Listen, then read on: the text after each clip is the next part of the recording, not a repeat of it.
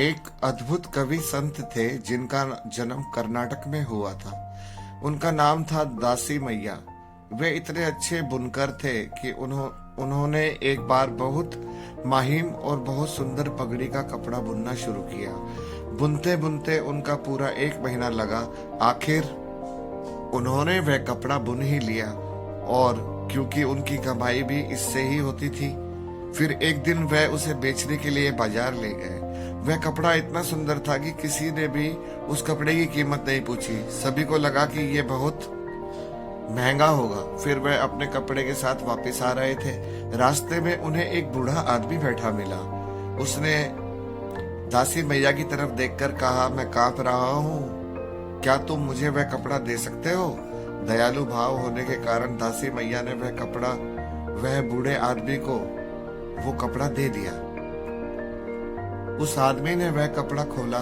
उस कपड़े में कई टुकड़े कर दिया। एक टुकड़ा उसने अपने सिर पर बांध लिया, दूसरा अपनी छाती पर, और 2 छोटे टुकड़े अपने पैरों पर और हाथों पर बांधकर बैठ गया। दासी मैया बस देखते रहे। अचानक से बूढ़ा आदमी, मैंने पूछा, क्या कोई दिक्कत है?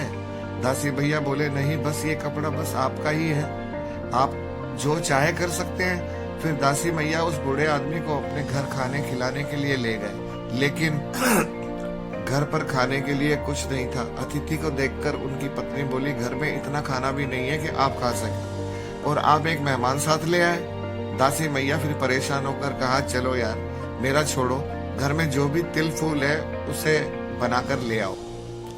तो फिर क्या था, अपने भक्त को ज्यादा दिक्कत में और असमंजस में पड़ा देख नहीं पाए। वह बूढ़ा आदमी कोई और नहीं, भगवान शिव थे। वे दासी मैया के हालात देख अपने वास्तविक रूप में आ गए। तो फिर क्या था, फिर भगवान शिव एक मुट्ठी चावल उनके अनाज के बर्तन में डाल दिया। वह बर्तन अक्षय बन गया, भाव कि जिसका कभी अंत ना हो।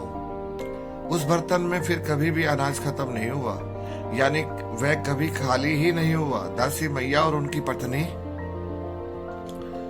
ने उस बर्तन में बहुत से लोगों की मदद की, यानी बहुत से भूखों को खाना भी खिलाया और स्वयं भी उससे ही भोजन पाया।